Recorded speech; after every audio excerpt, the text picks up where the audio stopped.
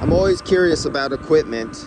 So you see that old piece of equipment that was replaced last year, and another piece of equipment was put in its place. Well, what do I notice? Another piece of equipment was put in its place. So just in a little over year two, something's wrong. You don't burn up these units one after another.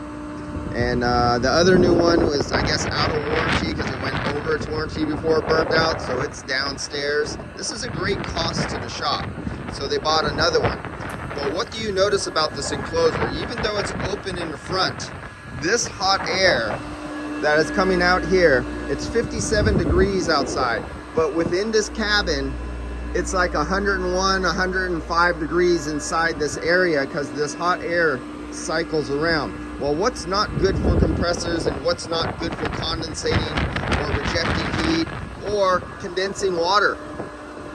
So this is up high. This is your water removal system for the air lines for your spray booth.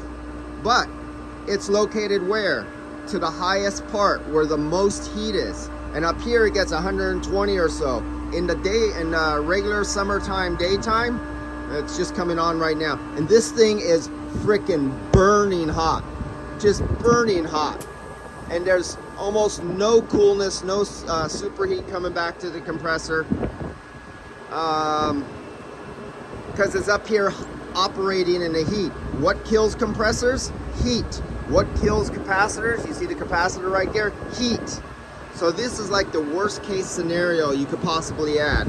In an enclosure, even though it's missing a front face, this hot air is just rotating around here, coming around, feeding into itself.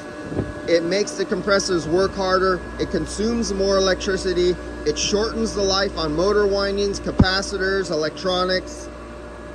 It actually makes more water. The hotter your compressor discharge and your intake air, the more moisture, more hotter it is, the more water it is. Well, then that has to work harder and longer, but it's in the worst possible location.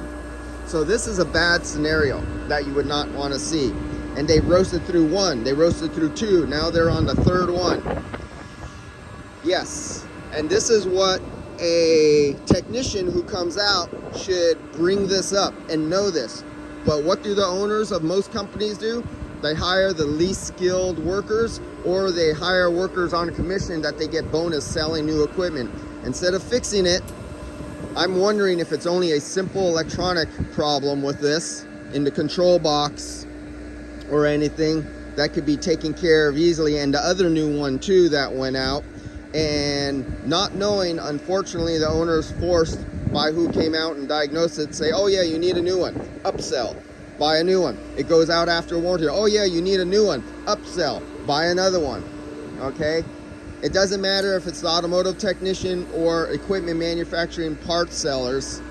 Lack of education both on setup and design and maintenance, and what is needed and what is not needed, recommendations to be followed. And it doesn't matter if it's a dentist, a lawyer, a roofer, a road paver, anything. The lack of education or following the money is more important than quality is a big, big problem in this industry. There's no reason or excuse for this. There's no reason or excuse that that gets put up in the hottest part of the shed. All right, guys, I'll see ya.